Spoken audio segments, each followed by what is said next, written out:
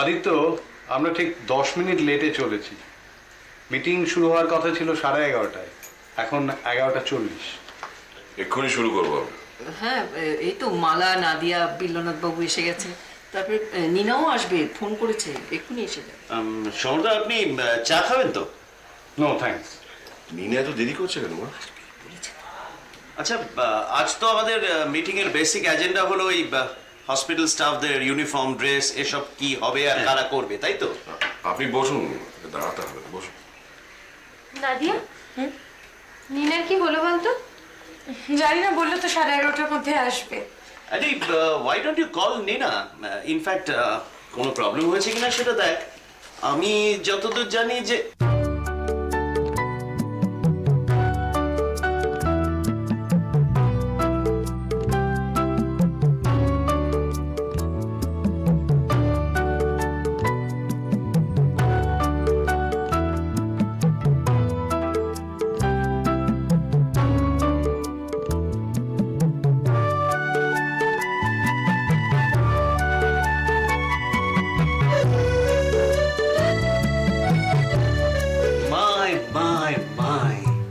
Good morning.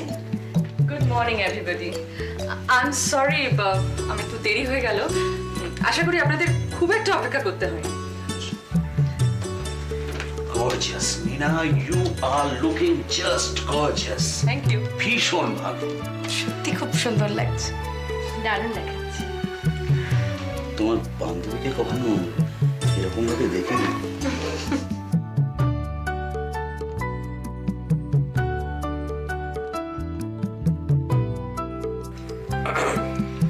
So ladies and gentleman, এবার আমরা আমাদের মিটিংটা শুরু করতে পারি। মা, আমরা ডক্টর বিশ্বনাথ ব্যানার্জি মেমোরিয়াল হসপিটালের কাজ প্রায় শেষ করে এনেছি। এটা আমাদের কাছে একটা খুশির খবর। আজ আমরা চাই আমাদের অন্যান্য যা যা কাজ বাকি আছে, যেমন পোশাক, ইউনিফর্ম, এসব নিয়ে একটা সিদ্ধান্তে আসতে। আমি চাই মিসেস নীনা ব্যানার্জি এবার এই মিটিংটা এগিয়ে নিয়ে যান। Thank you Aditya. আমরা আজকে ডেকে পাঠিয়েছি এমন একজনদের যারা এই দায়িত্ব নিতে পারে। আমি ওদের তরফ থেকে কাউকে কিছু বলার জন্য বলবো। এক মিনিট, তার আগে আমার কিছু বলার আছে।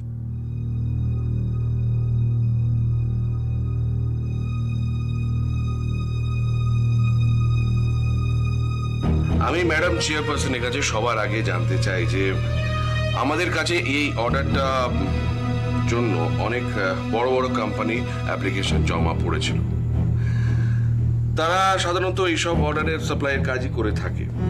তো তাদের সবাইকে বাদ দিয়ে একটা আনকোরা কোম্পানিকে বেছে নেবার কারণ, এটা কি একটু রিস্কি হয়ে যাচ্ছে না?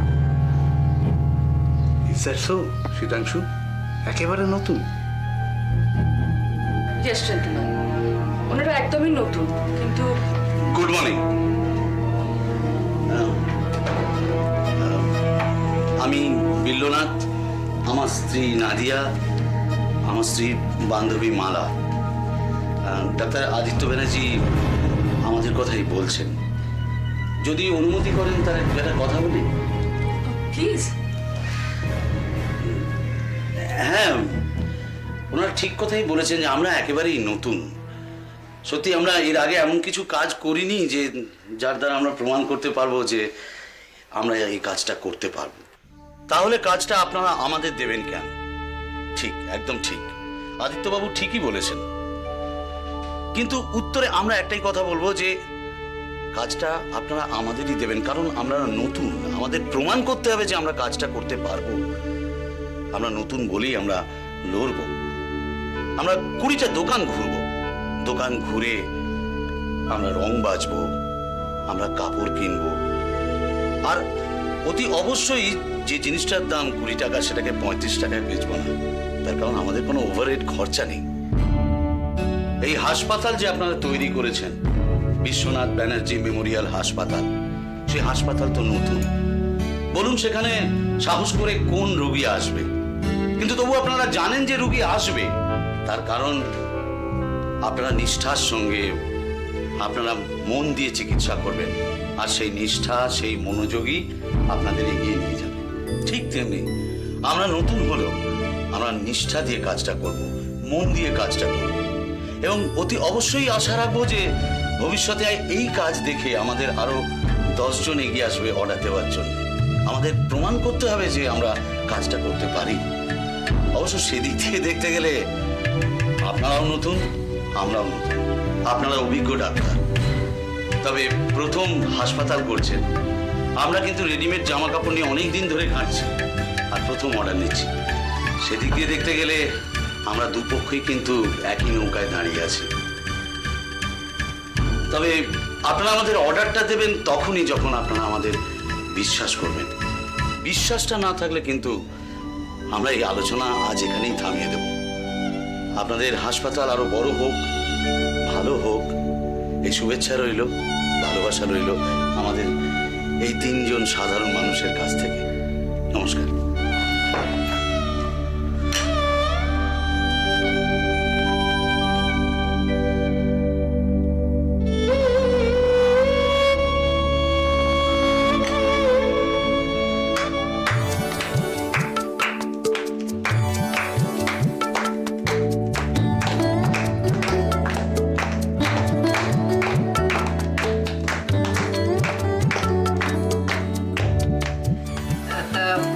ডিজাইনস কিছু আনা হয়েছে? হ্যাঁ মাসিমা, বিলু, হ্যাঁ, আমি দেখ।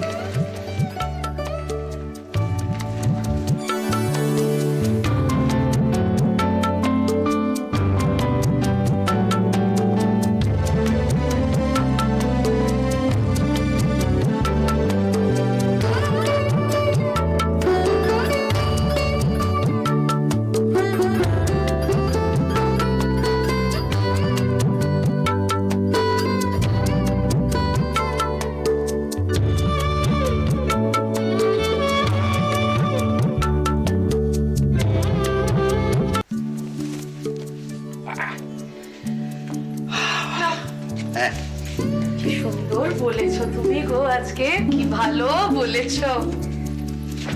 হ্যাঁ, আসলে কি জানো, সবাই মিলে যখন আর কি হাততালি টাততালি দিল না, তা আমার খুব ভালোই লাগছিল, বেশ আনন্দ হচ্ছিল। আর তাকে আমি তো বক্তৃতা দিতে দিতে বেশ আরে আরে তোমাকে দেখছিলাম।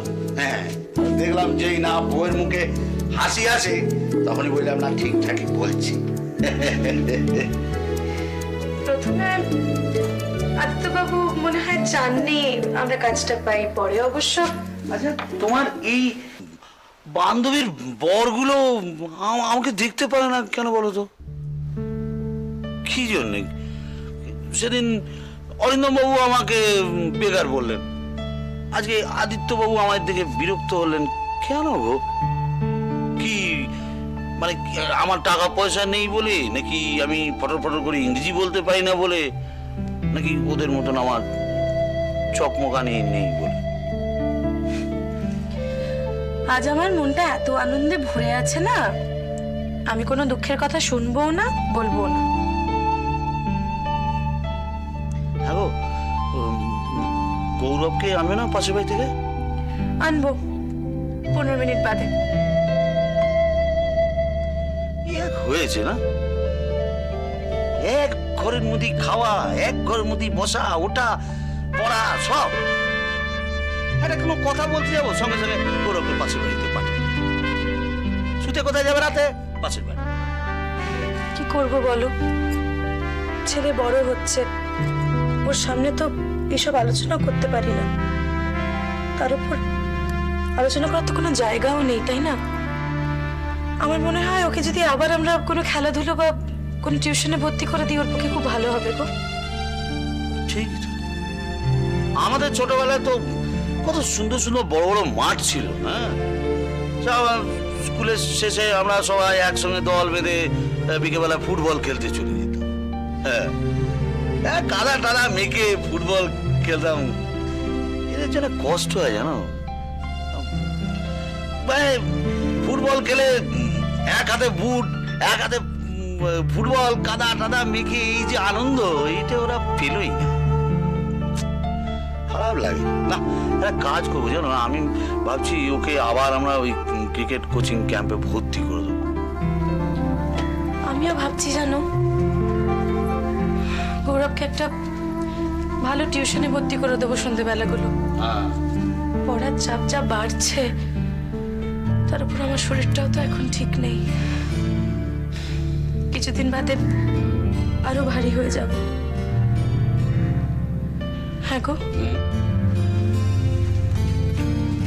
তুমি দেখো গৌরবের জন্য পড়াশোনার কোনো ক্ষতি না হয়। আচ্ছা, আর একটা কথা, এত খরচা বেড়ে যাচ্ছে, তুমি সামলাতে পারবে তো বাবু? বসো। আরে তোমাদের ভালোভাবে রাখবো বলেই তো, তোমাদের যত্ন আত্তি করবো বলেই এত কষ্ট করে খাটি, বুঝেছো?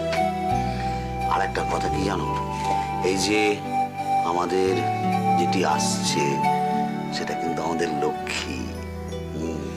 তা নাহলে এত বড় অর্ডারটা আমরা পেতাম? কি ভালো বলেছো তুমি আজকে। তোমার হয়েছে, তুমি খুশি, তা আমিও খুশি।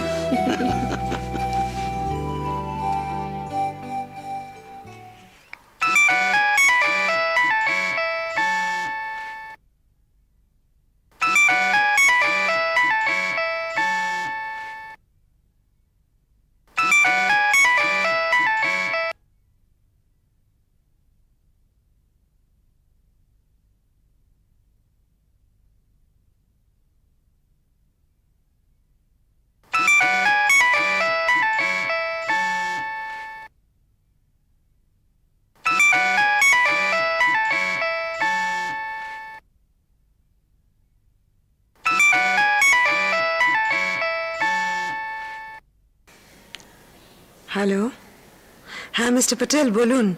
বিরক্ত করলাম মিস লীনা? না না, বিরক্ত করবেন কেন? আমি তো আপনার কথাই ভাবছিলাম। ফোন করছেন না কেন? সত্যি সত্যি লীনা, তুমি আমার কথা ভাবছিলে? হ্যাঁ হ্যাঁ। ও লীনা, শান্তি শান্তি। এতদিন আমি ভাবতাম তুমি আমার কথা ভাবোই না। আজ আমার ভাবনাটা ভুল প্রমাণিত হলো। I like it, I like it. Leena,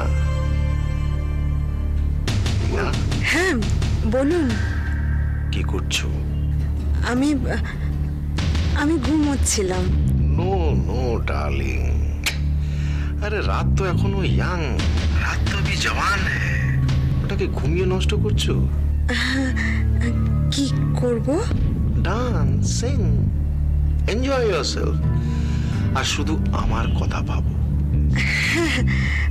আমি তো আপনাকে বললাম যে আমি আপনার কথাই ভাবছিলাম। ও লীনা, আমার ইচ্ছে করছে ছুটে তোমার কাছে চলে যাই আর দুজনে এক বালিশে মাথা রাখি। লীনা, আমি তোমার জন্য একটা লাল নাইটি কিনে আনবো। Right? তুমি নেবে তো? তোমাকে যা লাগবে না।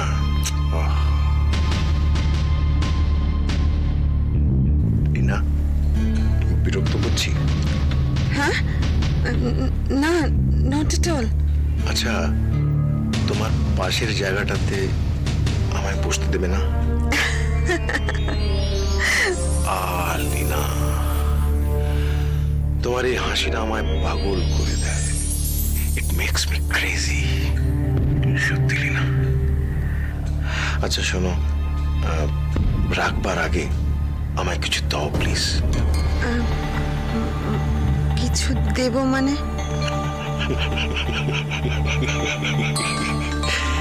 নার্ভাস হচ্ছে? এই জন্য তো তোমাকে আমার ভীষণ ভালো লাগে। সচ, তোমার ये शर्मीली अदा। আজ রাখি মিস্টার প্যাটেল। ওকে, কিন্তু তার আগে তুমি আমাকে একটা প্রমিস করো। হ্যাঁ বলুন। তুমি স্বপ্নে আমাকে দেখবে। জেনে রেখো বুঝলি না? তুই স্বপ্নে কি দেখবে সেটাও কিন্তু মিস্টার পটেল কন্ট্রোল করে।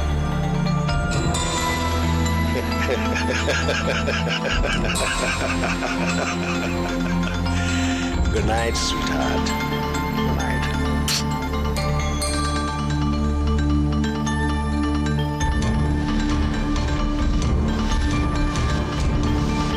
কোনো কাজটাই আমার মনের মতো হচ্ছে না।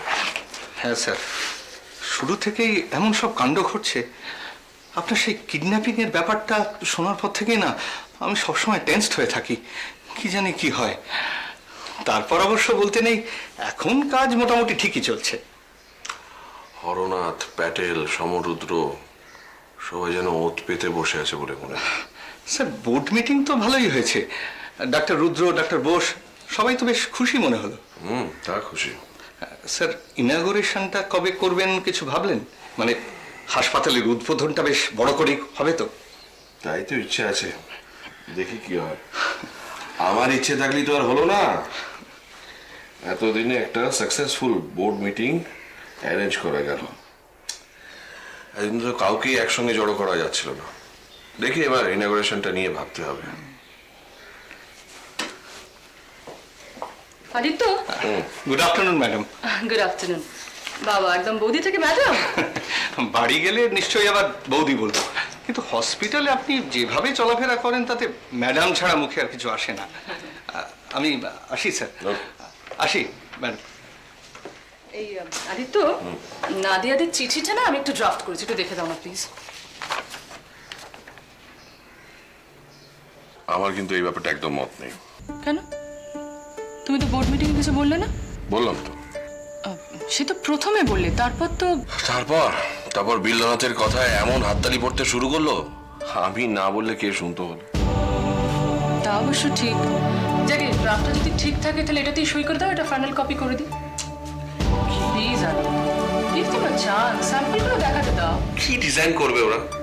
আমি চেয়েছিলাম কোনো ফ্যাশন ডিজাইনারকে দিয়ে সব ড্রেসগুলো বানাতে, যাতে অন্যদের থেকে আমাদের ড্রেসগুলো আলাদা হোক। কিন্তু ওরা যে স্যাম্পলগুলো এনেছিল বেশ অন্যরকম লাগলো, খারাপ তো নয়। না, ছবি দেখে কি কিছু বোঝা যায়? ওদেরকে বলো স্যাম্পলগুলো পাঠাতে, আর আমাদের চিঠিটার উত্তর দিক। দেখো, এত বড় অর্ডার ওরা আদৌ সামলাতে পারবে কিনা সন্দেহ আছে। আমি কিন্তু আমার ইচ্ছের বিরুদ্ধে সাইনটা করছি। স্যার, বলো। এক ভদ্রলোক ফুল নিয়ে দেখা করতে এসেছেন। কে? নাম বলেন, বলুন নামে চিনবেন না। পাঠিয়ে দাও।